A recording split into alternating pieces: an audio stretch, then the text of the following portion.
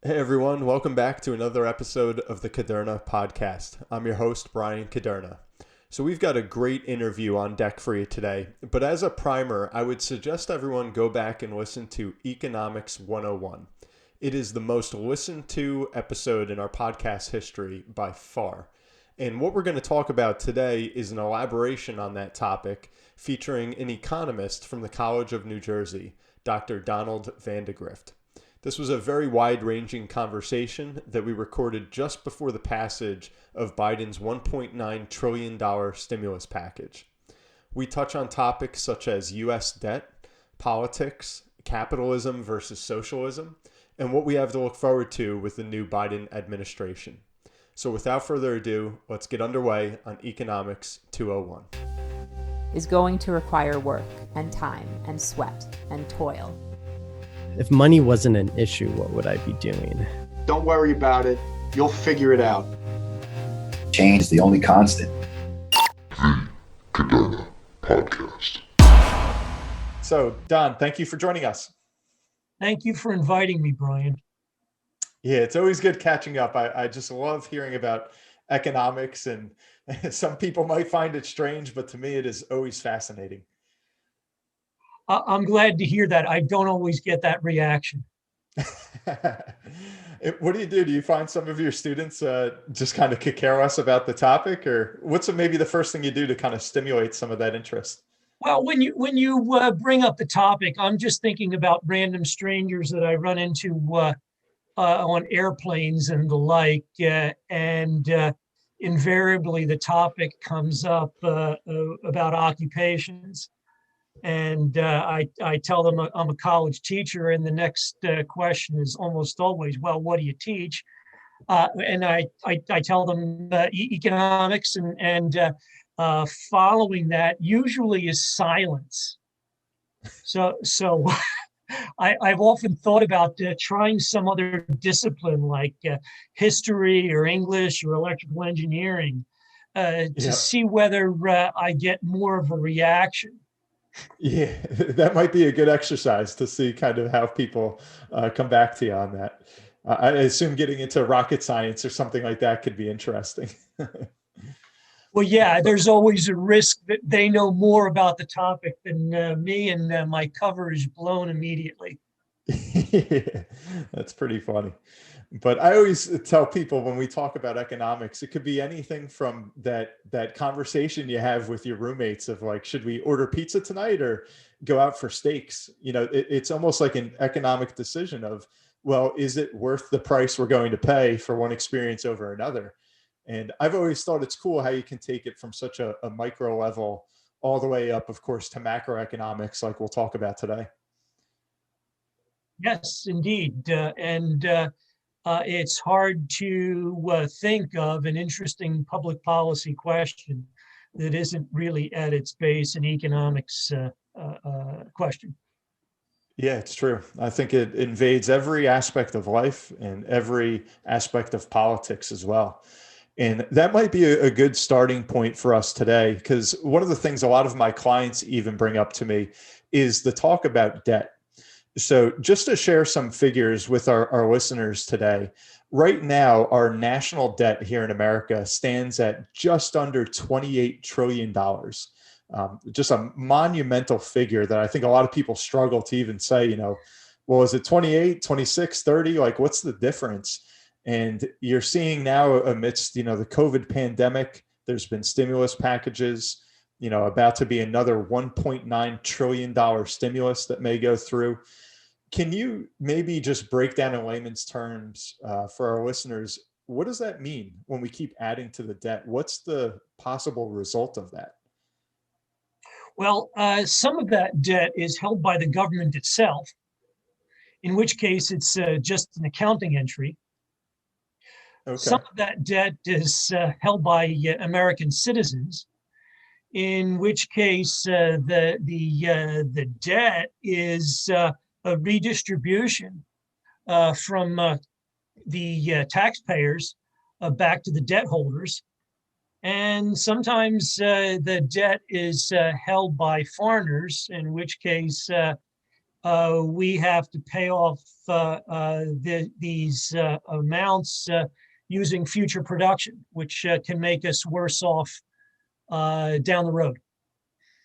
Okay. And each of these elements is growing a little bit. There's been less focus on the debt just because each political party now, or I should say neither political party, sees much electoral traction in raising the issue. We should be concerned, but people often think about government debt in the same way that they think about household debt. Yeah. And you don't want to do that. Again, So- for the reasons that I've just brought up, right? Some is held by the government, and the government can always do what we call monetize the debt. That is, they just simply print money to pay off the debt. They can always raise taxes, at least to a certain degree, to pay off the debt.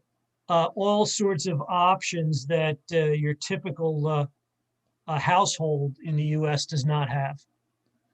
So I suppose like one of those elements you mentioned that American citizens hold a decent amount of that debt, I assume in the form of treasuries and whatnot. So are you saying that piece of the pie is perhaps not as threatening or worrisome because it's kind of just staying in our house, if you will?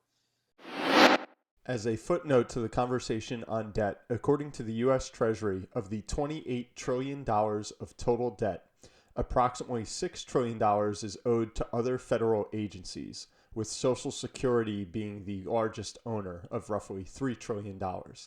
The remaining $21 trillion is split amongst the public, 1/3 to foreign governments, with actually Japan being the largest holder, just over China, and the other 2/3 belonging to banks and investors.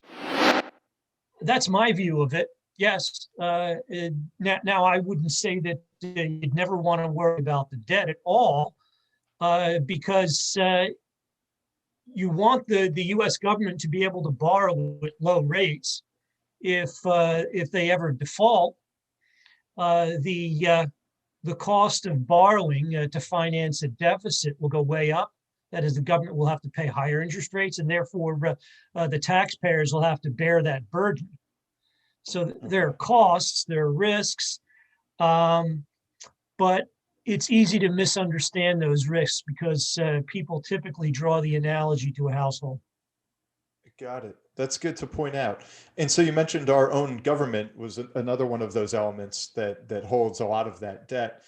So in that sense, can you maybe explain what that means? Because I'm sure some folks out there are saying, well, we're issuing debt and holding that debt ourselves, like that. It does sound on the surface a little confusing. The biggest chunk of debt that I'm aware of, and I'm not an expert on this topic, is held by the Federal Reserve Bank of the United States.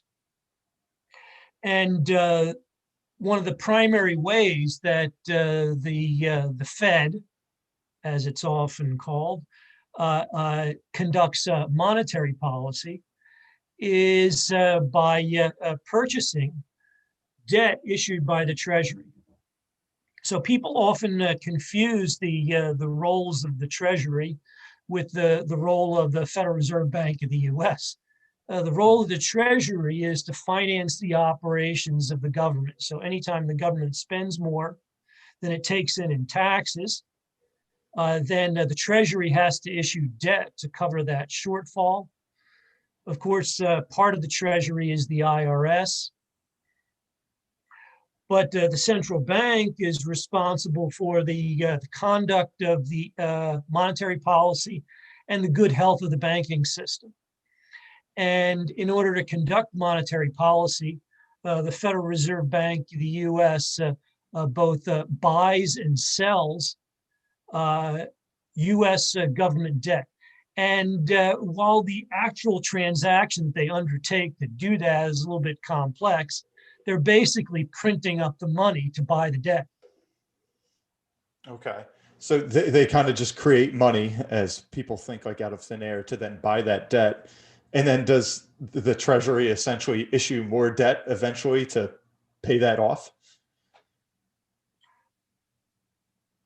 well, the Treasury only issues debt when there's a shortfall between the revenues that the government collects and what the government spends. And in Okay. fact, because around the world there's a bit of a savings glut, there's excess demand for low risk debt issued by places like the US government. Got it. So some have argued that one of the forces that brought about the 2008 recession was a desire for more low-risk debt. And the financial sector figured out a way to create this low-risk debt by securitizing mortgages. And you're probably closer to this than I am. Yep. That is, we'll take a pool of mortgages and then we'll slice up the revenues that that follow from these debt issues and create a hierarchy where the highest debt holders in that hierarchy will get low interest rates, but they'll be at the front of the line to assume any revenues that come in payments for those mortgages that were issued that support the restructured debt or the securitized debt. So there's a lot of demand for this, and interest rates around the world are at historic lows. And that's probably part of what's driving the lack of concern about the level of debt. Okay. Interesting. So a few factors there. And I know getting into the causes of 2008 are quite complex, and especially those mortgage products amidst the subprime mortgage crisis were also fairly complex with the derivatives that went into that. Right. You could do a series of podcasts on just that topic. You're right. Certainly. But fast forwarding to where we are today. So if I'm understanding correctly, it's that America is seen as a safe haven, if you will, of the world, the global economy, and we've never defaulted on our national debt. And so is America in a position where they can say, yes, we have just an enormous amount of debt, but we're still kind of the king of the jungle, so we can keep interest rates where we want them to be, and people will still come to us for that debt? I think that that statement is largely true. I don't want to say that there are no risks, but certainly we don't face the risk of a developed or of a less developed country that's forced to issue debt that's denominated in dollars or the currency of some other country. Okay. That is, as long as we're issuing debt in dollars, we have the ability to inflate away the debt. Okay. By simply printing money. Correct. And sticking with that term inflation, that's what most people initially think is, okay, if we're creating a tremendous amount of debt and then we're just printing money to monetize that, isn't the knee-jerk reaction to that inflation, which we haven't really seen in recent memory? Yes, exactly right. And I think a lot of people have been puzzled, myself included, about the failure of inflation. Not to put you on the hot seat if I can, but, and I know you said you've been puzzled, and I am too. That's why I was hoping to pose the question is, why haven't we had inflation? Like, what's taking so long, and when is it going to come about if we're staring at what most people consider to be the natural cause of it? I could only guess that it's at least in part driven by the savings glut. That is lack of demand that we see worldwide. strategies, export-led growth strategies, especially on the part of China. That is, they have decided that they want to keep their currency weak so as to make sure that their exports are competitive worldwide. And that also helps keep prices, at least for some types of goods and services, down a bit. But I don't have the complete answer. Okay. Yeah, I know there's a lot of different ways we could kind of go about this. And speaking on different topics with China, kind of manipulating their currency there.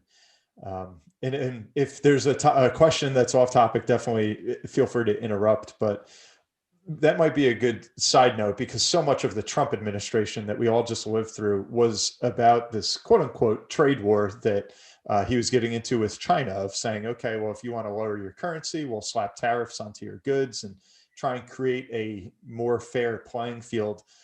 But if they want to lower their currency and kind of make their items cheap, what is the pitfall of that to China? Or it seems like they're kind of are hampering themselves to win a kind of to have more exports, but at the same time, devaluing their currency can't be all that good. Am I correct? Well, from the point of view of raising GDP, at least to this point, it seems like it's been reasonably effective. I think it's difficult to second guess the strategies of a country that over the last 20 years has grown on the order of about, I would say, 7 or 8%, maybe even more.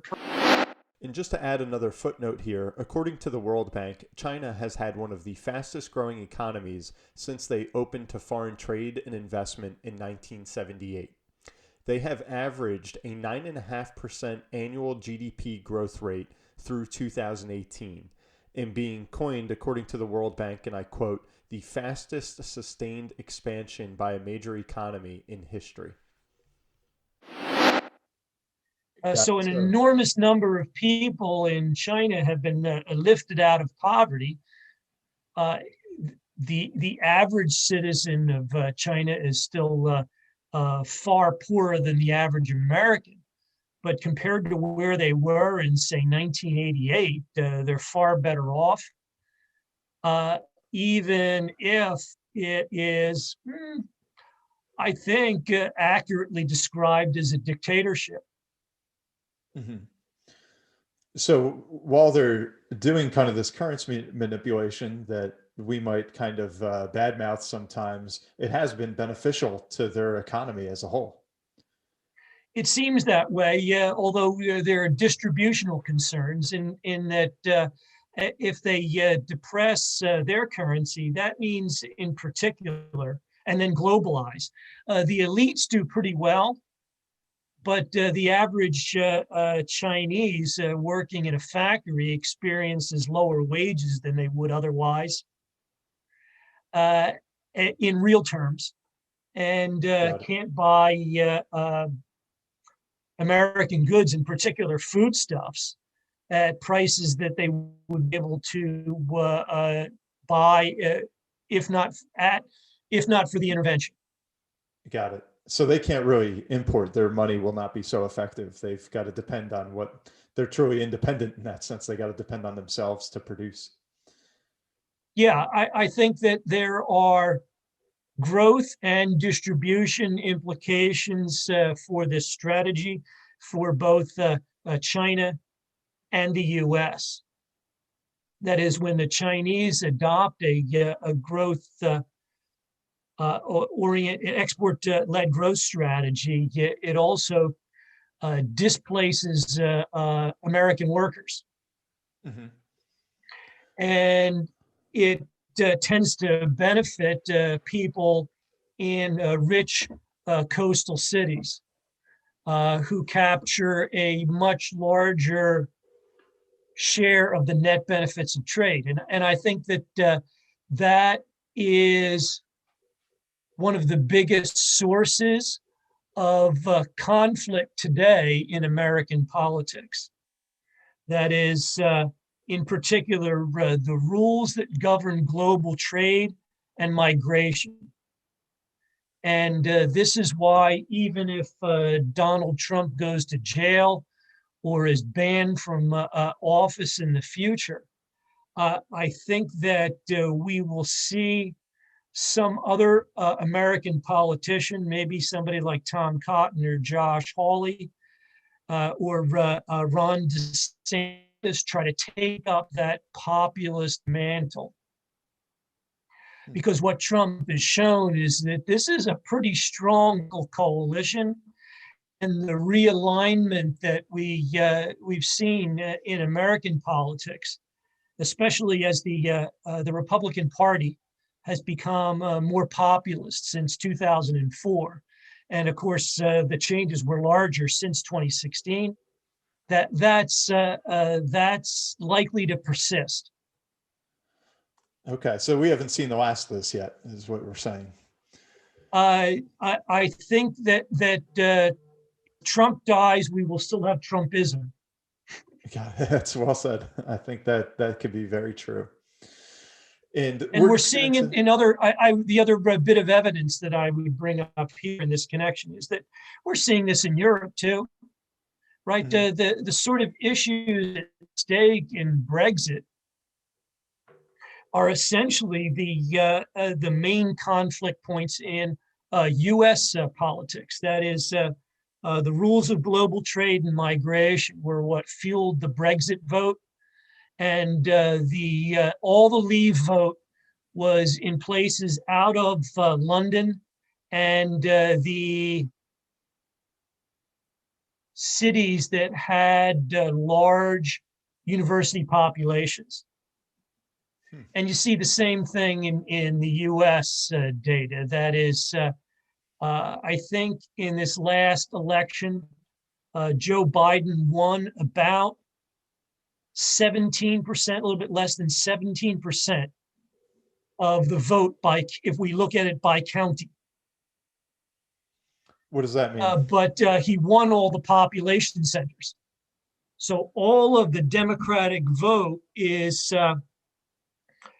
concentrated in these wealthy areas. So 70% of GDP comes from the counties that went for Biden. And is that just because they're urban areas, that they're cities? They're richer, they're more educated, and they're reaping more of the gains of trade and migration under the prevailing rules. And it's these other areas, smaller cities, rural locations, manufacturing centers outside of the affluent cities that are dissatisfied and voting against the status quo. Huh. So that's interesting that you brought that up, because it seems contradictory, if I'm hearing you correctly, that more of the affluent areas went Democrat. Is that what you're saying? Oh, yeah. Yeah. But is that misleading in a sense, where you're saying, okay, it's an affluent area because it's a city with, a large economy, but perhaps, just the bulk of that economy lies in the hands of a few, where, a large percentage of those urban populations are not affluent, and that they were the Democratic votes? I think this is why you're largely seeing a lot of talk about race. Okay. From How Democrats. So? Right. So, for instance, a prototypical statement here is a Biden statement to Black Americans that they're going to put you all back in chains, speaking about the Republicans. Mm-hmm. And the Republicans at the same time are working hard. And this is, I guess, one of the success stories for the Republican Party in the last election, to raise their vote totals among Black and Hispanic voters. And in fact, in 2020, the Republican Party, or Trump in particular, captured a higher share of African American and the Hispanic vote than any election since 1960. And here, what you're seeing, I think, is a battle between the race-based appeals of the Democrats to these voters and the populist appeals to these same voters by Republicans. That is, the Republicans' populist appeals are based on arguments about the trade agreements and how they hurt American workers, and the way that uncontrolled migration may hurt American workers. Okay. And so that there's a little bit of truth to each party's claims, and they're battling it out in the public sphere. And it's so hard to almost grasp that, because it's like you can hear the statistics that you just alluded to, but then I think that the general understanding by the population is not always in line with what these statistics are. You know, you said that Trump in 2020 captured a larger share of the Black and Hispanic vote than any Republican in history. Well, since 1960, I think prior to 1960, the data on that count is probably not that good. But I read, at least in two different reliable sources, that since 1960, he had the largest share of the Black and Hispanic vote to a Republican candidate. So he did far better than Mitt Romney or George W. Bush or George Herbert Walker Bush.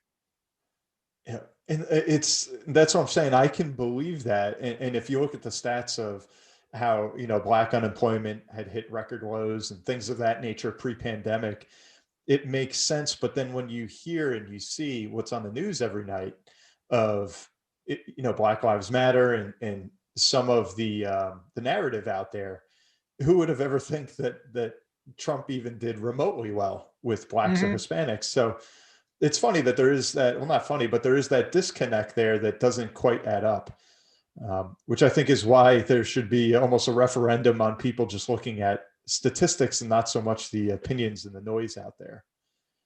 Well, we've always had complaints about news coverage. I think, and this is probably another topic that might extend into 6 or 7 episodes. The changes in U.S. media over the last 20 years with the advent of the internet. Sure. Yeah, that's a whole other animal.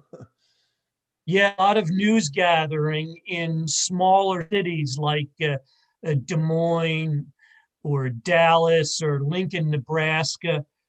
The news gathering has been essentially hollowed out, and all the news gathering is current posts. So it's these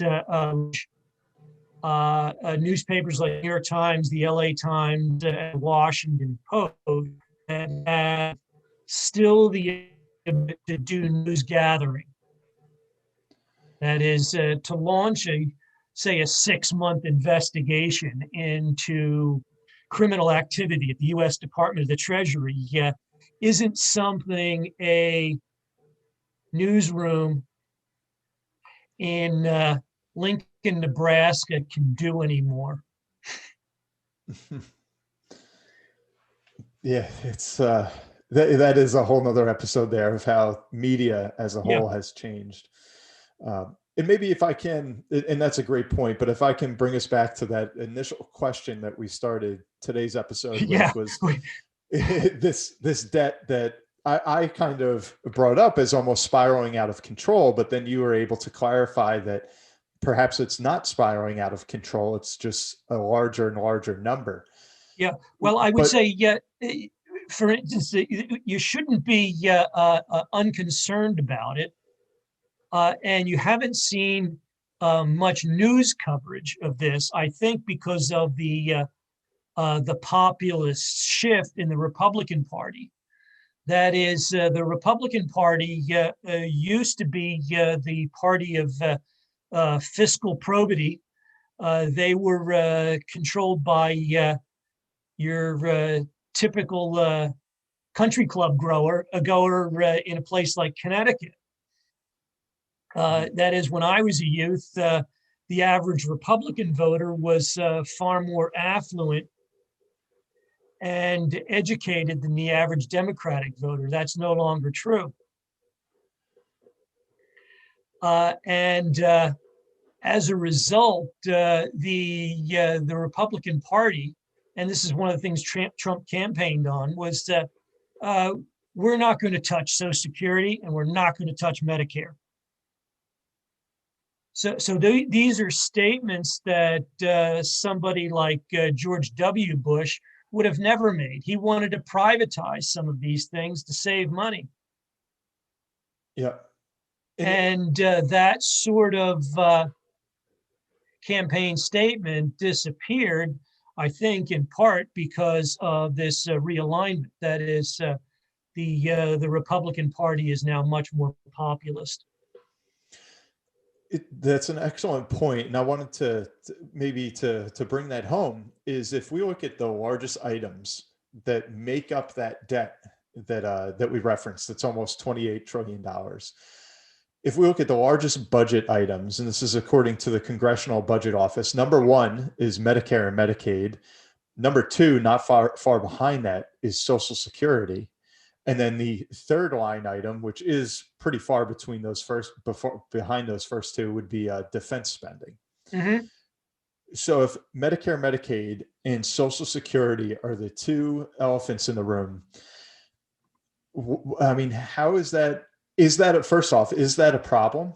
And if it is, how can that possibly be addressed? Because I agree that that's something that kind of the fiscal responsible conservative would say we've got to rein that in. And then you had Trump run as a Republican saying, don't worry about it, we're not even going to touch that, which seems kind of counter to that old school Republican mentality of possibly privatizing some of these things. Can you maybe just speak to that point of those three big items, Medicare, Medicaid, Social Security, and defense? Should they be fixed, or is it perfectly fine to kind of leave those moving as they are? Well, when the U.S. government is able to borrow cheaply because of a savings glut, and we have a recession fueled by a pandemic, the logic for higher taxes and or lower benefits, which are really the only two routes to fixing the problem, is not as strong as a world in which the pandemic has receded as a threat, and the unemployment rate has returned to 3.8%, and the global savings glut has diminished. So I think longer term, yeah, we're probably going to have to address it, although it's hard to say for sure because it all depends on how long global interest rates stay low and how long people are willing to buy U.S. Treasury debt at essentially zero interest rates. And it's on the global savings glut, which you mentioned a couple of times here as what's allowing a lot of this low interest debt. Can you explain what that means, that there's a global savings glut? Because I think a lot of people would say, well, if we just look at households, are we saving that much more, or does it have that big of an impact? And a lot of people would argue, interest rates are so low, people are feeling forced almost to put their money into the markets, which has fueled, such a market boom over the past several years. So where is this the savings, I guess, where everyone's just saying, we want to park our money somewhere safe right now? Is that Yeah. on a government level, or where is all of that? No, it's on a national level, and any time you have groups of people or nations that produce more than they consume, that by definition produces saving in a Okay. macroeconomic sense. Okay. So we're And so if overproducing you in a way. make goods expensive, or if you, for instance, the Chinese don't have a very well developed retirement system, which means that they save a lot more because they can't count on a system like we have in the US, where the current generation of workers finances the retirement of the current generation of retirees. Okay. And Eh, so when the production exceeds the consumption, the money's got to go somewhere. And a lot of it has come to the US and has bought safe treasury debt. Okay. Okay. Got it. I think we're following that now, and maybe to wrap up this conversation on debt, which it could be just a series of episodes, like we said. One of the last statistics that I found eye-opening from, again, the Congressional Budget Office is if we look at the debt to GDP ratio, so the debt to gross domestic product, in 1960, debt to GDP was 53%. In 1980, it was 34%. In the year 2000, it was 59%. And now in 2021, it's 130%.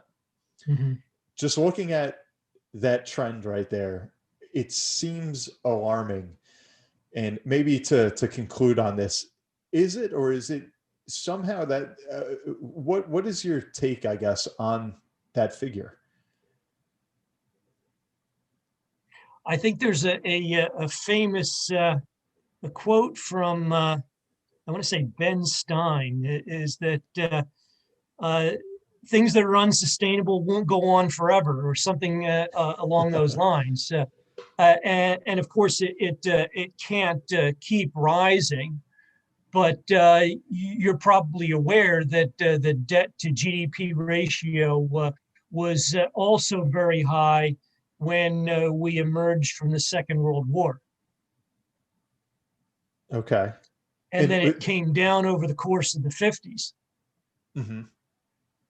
And some of this rise, though I would argue clearly not all of it, is attributable to the aging of the baby boomers, which causes some temporary changes in the ratio of current retirees to current workers, that as that ratio rises. And that makes it harder to finance the retirement and medical care obligations that, as you pointed out, are the largest chunk of the US budget. And so that some of this is fed by that demographic bubble. And when the baby boomers are all passed from this world, we should see some reduction in the problem. But the other thing that's happening is that people are living longer. They're not retiring any later. And so that the years in retirement are rising. And without increases in productivity, the increases in the ratio of current retirees to current workers are going to lead to either higher taxes or lower benefits. And there's no way around it. Okay. And that's really what I wanted, not necessarily to hear, but to get at, because it seems like, the economic term, there is no free lunch. And you can point to cases of folks who retire, perhaps at 55, And through Social Security and pensions that they're collecting, they very well may collect more money not working in retirement than they did in their years working. And that math doesn't seem to add up there. And so you mentioned that the outcome is either to reduce those benefits at some point or to raise taxes. Right now, neither of those is really being done. So the method to address that would be this issuance of more debt, to cover these bills. Yeah, I would say, Brian, generally speaking, you're correct, but you should be aware that they have raised retirement ages. So, for instance, I'm a 57-year-old man. I can't retire with full benefits until I'm 67. So exactly. You're referring to Social Security? Yes. Yeah. Yeah. And I think that number edges up in the legislation to something like 70, although I'd have to double check. And so that you may not be able to retire with full benefits until you're 68 or 69. Yes, that is correct. Yeah. And so that is a method, I suppose, of seeing some of these reduced benefits that are built into that program, which pensions, which are kind of like a microcosm of that, have made some adjustments in that same vein where perhaps you're not seeing the traditional police officer do 25 years of service and start collecting at 55. But a lot of those programs are up for examination. Right. So and we're even seeing fighting about it now in the stimulus bill that's been proposed by the Biden administration, which includes billions and billions to shore up pension funds in certain states. And that's a perfect segue right there to the topic is, if you have a politician that says, well, I don't want to touch those items, whether it be Social Security, Medicare, or pensions that people are so reliant on, or I immediately lose that voting populace, is debt kind of the only way out? Or because right now I think you're seeing, by and large, trying to continue some of these rich benefits programs that people are enjoying, but afraid to jack up taxes. And so if we're not doing either and the expenses are going up, I guess this debt that we're seeing, it becomes so tremendous. I guess at some point, does it really become a tipping point where you do have to cut benefits or raise taxes? Or can you just keep kind of inflating this thing with more debt or more stimulus? The other way out is more immigration, right? So if we let in a large number of immigrants of working age, you can change the ratios a little bit and reduce the problem that way. I don't think that the levels of immigration that would be required to solve the problem would generally be acceptable to the American public, but it could be part of a solution. Yeah, and that's a really good point. But I think that would have to be a radical transformation. If you look at, any of the stats that you have on Social Security, that initially people retired for a year or two to collect, and you had, 2 people paying FICA for every beneficiary. And now you have, whatever those stats may read, 40 to 45 people, you had 40 to 45 people paying into Social Security working per beneficiary. Now that's a number that's closer to 2 to 1. You'd need a tremendous amount of population to kind of get back to wwhere it was. The other way out that I failed to mention is faster productivity growth. But we saw a surge in that in the late 90s that ended in the 2000s, but it seems to have petered out, and we don't understand productivity growth well enough to be able to produce more of it, or to really even understand the forces that are generating productivity growth. Yeah, that, and it seems like such a tall order when you look at just in 2000. That doesn't seem that long ago. That, like I mentioned, debt to GDP was 59%, and now it's 20 years later 130%. You need a lot of productivity if that was the one kind of trick to get you back to homeostasis there.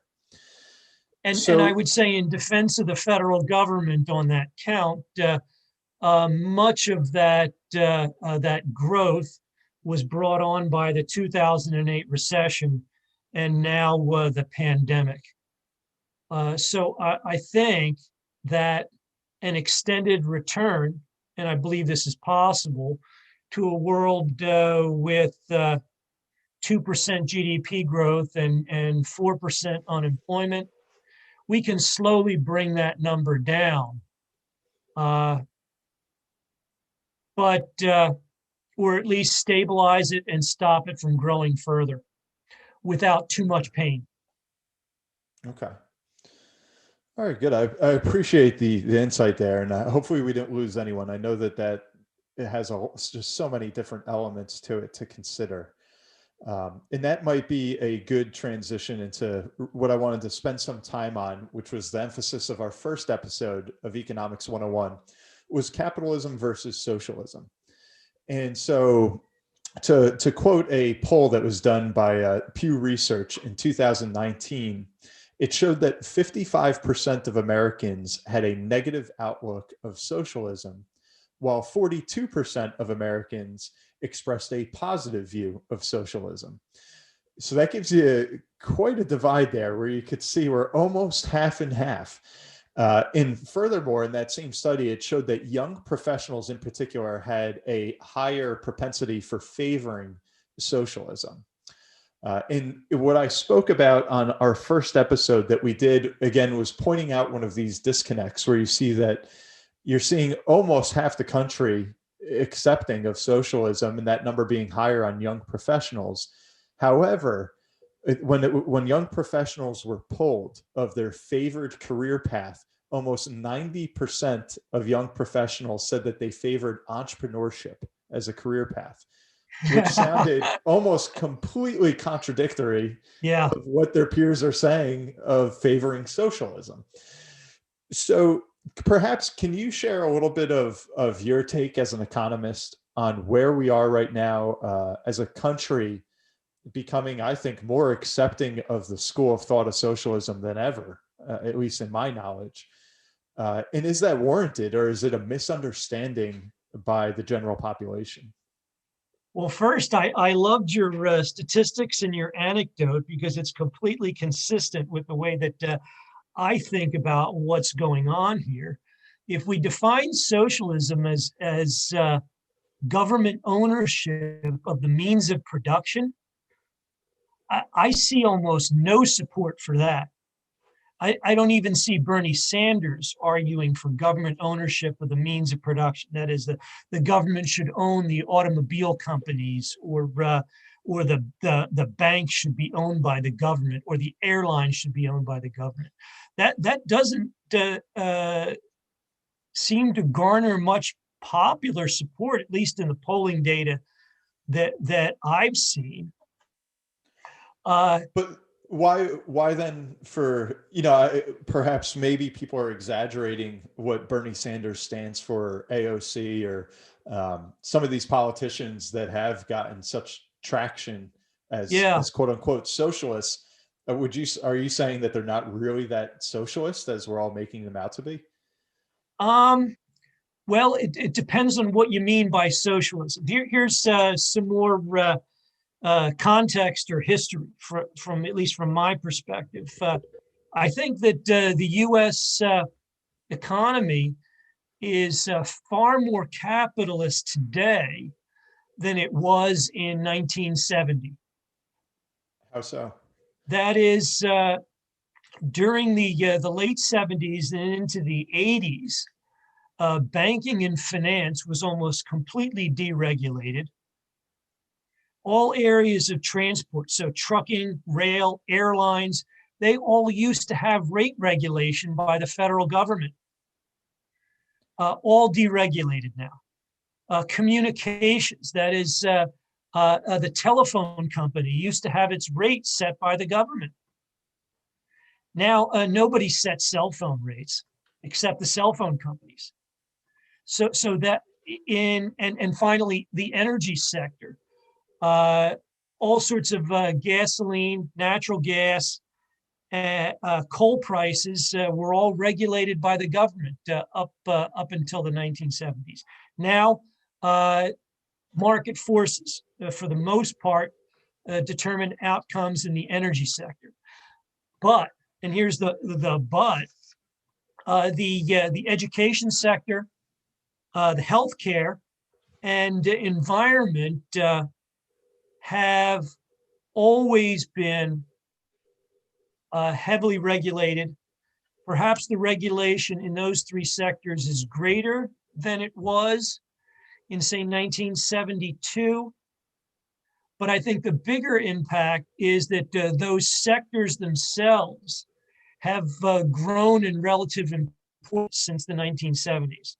So education, healthcare, and environment, these are three areas where I think even relatively conservative economists like myself recognize that there's an important government role, that is, markets don't do that well in providing key healthcare goods. And as a result, we need to intervene in a variety of ways. And I think that it's probably not completely misleading to call things like Medicare and Medicaid, or expansions of something like Medicare and Medicaid under Obamacare, quote unquote, socialism. Okay. So what we're left with is what's the net impact? Because you have one set of forces moving in one direction and one set of forces in the other, and I don't have a clear answer. Okay. So you believe that some, like, we are a mixed economy here in America, and that some forms of socialism are not just acceptable, but they're needed in the sense of, such as healthcare? Well, I would say that the needed is a loaded term, but I think that there's widespread public consensus among even people who are relatively conservative that the government has some role in providing education, healthcare, and environmental quality to the public. Okay. Okay.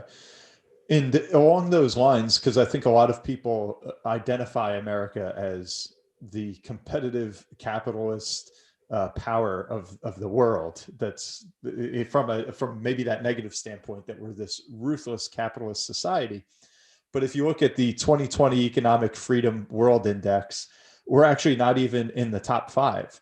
According to them, the most capitalist country in the world would be Hong Kong, followed by Singapore, New Zealand, Switzerland, and then Australia. And then America, which is the biggest compared to those, would come in at number 6. So do people think we're more capitalist than we are? Ooh. I don't know. And anytime you're constructing some measure like economic freedom, you're typically building some sort of index.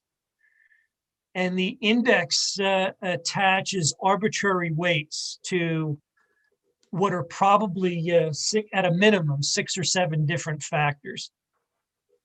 So what makes Switzerland more capitalist or free than the US? I don't know enough about the Swiss economy to say for sure, but I'll bet that they've got relative, at least compared to standards of the early 20th century, relatively high regulation of things like environmental goods. They've got healthcare provision and universal education in the country of Switzerland. So I don't know how that index is constructed. I do know that most measures of labor market regulation that compare the US and Europe show that US labor markets are far less regulated than European labor markets. But I'm guessing that also countries like France and England are also not in the top 5 in this index you just cited. No, they are not. So, yeah.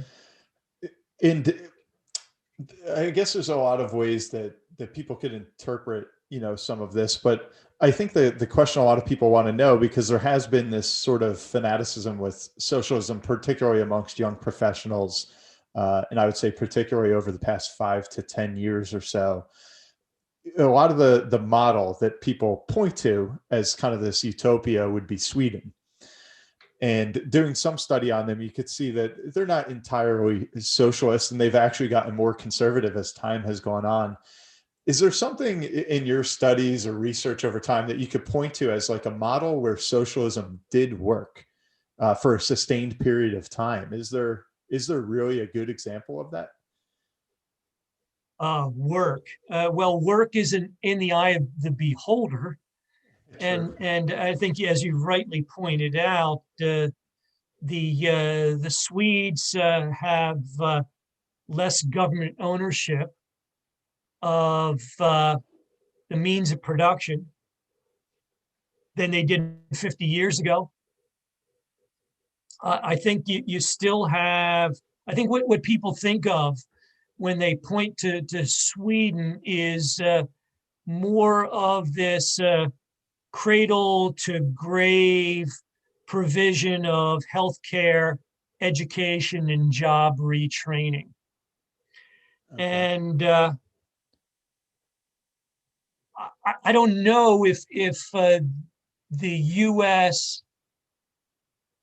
could sustain the levels of government intervention in those sectors and the taxes that they'd imply, given current political values in the U.S., but I could be wrong. It could be that they're shifting. Okay. And I appreciate the opinion there, because it's something that a lot of people point to. It's quite difficult to understand. And I think people want to kind of align themselves as either they are capitalists or they are socialist, just as if they're liberal or they're conservative. And then oftentimes when they pick that school of thought or that allegiance, it's hard to kind of be unseated from that school of thought. So I Yeah. think that's having these conversations is certainly helpful. And this is a study, maybe last one I'll reference, that was done in 2019, that was referenced in Forbes, that showed the most socialist countries according to Americans. So it was a poll done of Americans.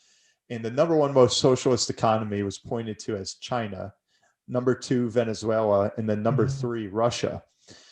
And as an American, I think if you follow the news, these don't seem to be our best friends. Those three countries are certainly not role models for our economy. Yeah.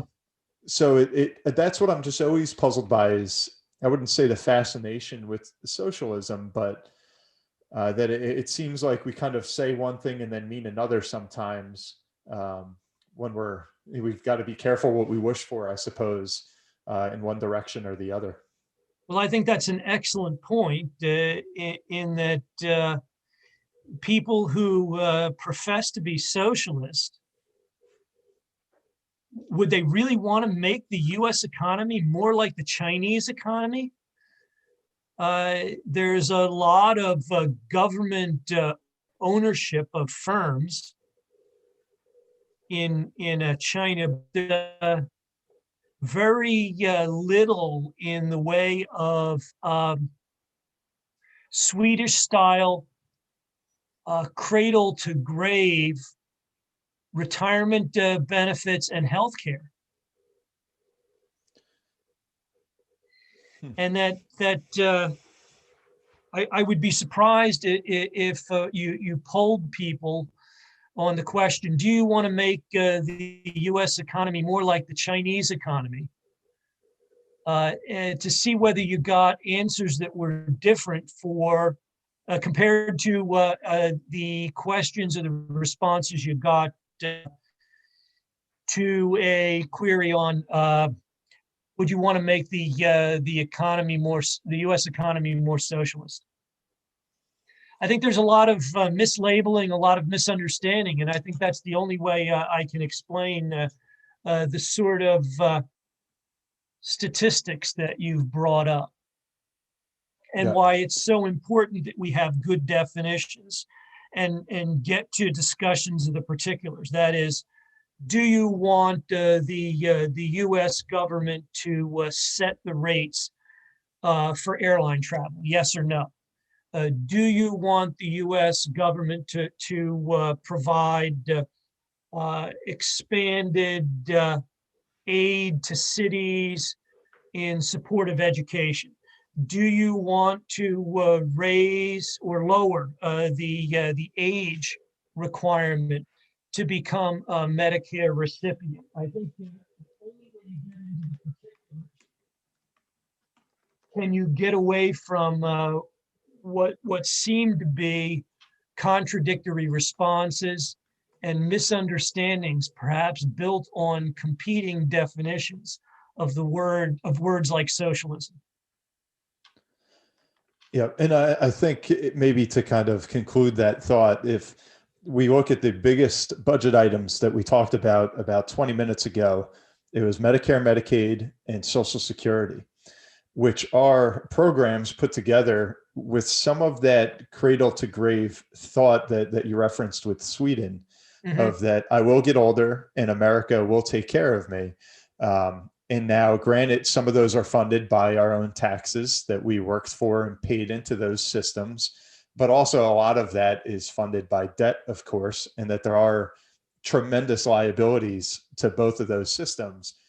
So to adopt more socialist ideals and add maybe a third or a fourth program on top of the Medicare and the Social Security, won't they just become another topic that will say, how the heck can we ever afford this?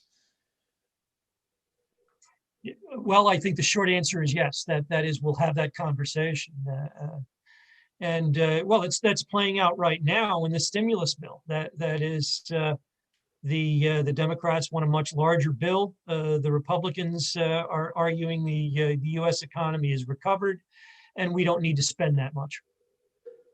Yeah. And that may be our last conversation, if you don't mind just sharing a comment on, here we are, 2021, just entering the beginning of Biden's administration. He campaigned a lot on raising taxes, raising the taxes on capital gains, raising the tax on corporations, raising our income taxes back to where they were under Obama, eliminating different perks such as the step up in basis, while also increasing some tax credits like the child tax credit, health credits, even first-time home buyer credits. Can you share just maybe some of your thoughts on his overall agenda, what you think is fitting, what you think is maybe unnecessary, or are there things that could be harmful to the American economy? His overall agenda is an appeal to keep together this current coalition that now fuels Democratic Party electoral success. That is these rich coastal cities. And I'm not sure that the tax bills will pass. I can't think of a candidate, Democrat or Republican, during my lifetime that didn't campaign on some tax changes. I also can think of only a couple instances where the tax changes promised by the candidate actually passed through the legislature. So I think it's a relatively low probability that the proposed changes to the tax code will, in fact, pass Congress. I think the primary concern of the coalition behind Biden is a return to the status quo under Obama on globalization. That is, we want to re-engage on these trade agreements. We want to integrate the U.S. economy more fully with the world economy. And we want more international migration, because that's what fuels growth in these large metro areas that form Biden's base. And that is exactly what the populists dislike and will fight against. And I expect that will be much more than changes to the tax code, the focus of political conflict in the next 2 years. Got it. Got it.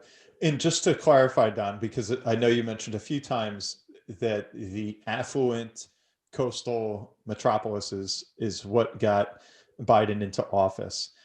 But wouldn't one argue that it wasn't that affluent city, it was the lower income to middle income people that were within that city that are his base, rather than just the affluent city as a whole? That's a good question. I'd have to go back and look at the data. Clearly, a coalition of just the coastal elites who benefit from expanded globalization is insufficient to win elections. Okay. And so they need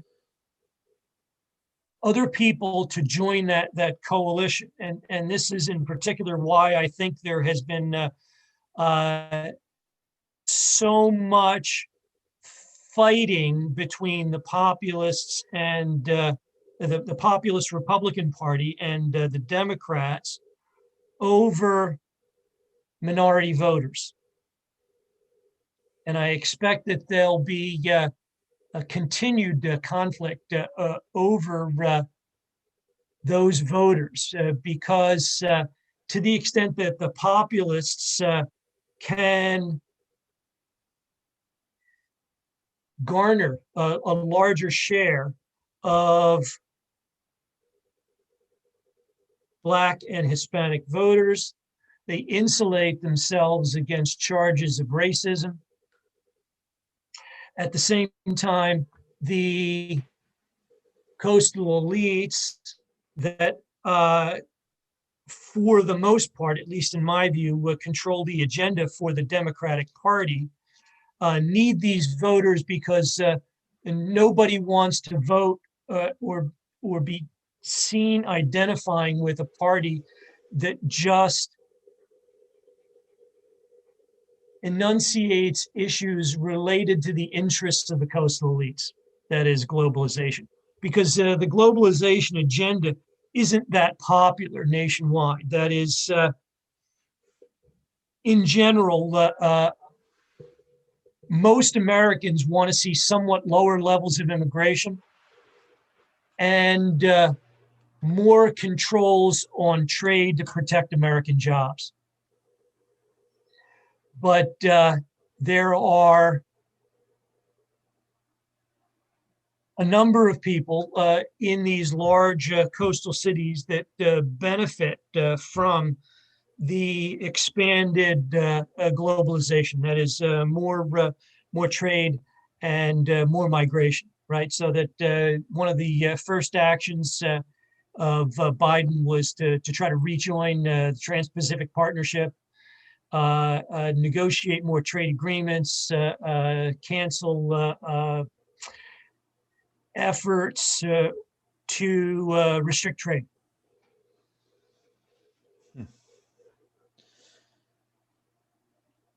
That's certainly a lot to take in for one episode. Yeah, and well, I think, yeah, so much of this, like we said, economics invades every aspect of life. It certainly invades politics. And politics really is kind of this merging of economics, but also social issues. And people cast their vote, for one reason or another, or a combination of all of them. But It's so unique, and as we talk about it in debate and converse like we are today, it's just an incredible system that we have here that I think takes into account so many of these different factors, and then kind of gives you an administration or a leadership that is meant to address all of them when we just kind of isolate one issue such as economics. So Yeah, and it'll continue to evolve based on economic and political realities. Yep. Yep. And so this was fantastic. I really appreciate you coming on, Don. Is there anything that we didn't touch or that you just maybe would like to sign off here and share with our listeners today? Not that comes immediately to mind. I believe we had a very wide-ranging conversation, and so that I believe I touched on the main points, and I would end up simply confusing matters by trying to go back and reiterate things. No, that's perfect. So I think that we can end it there.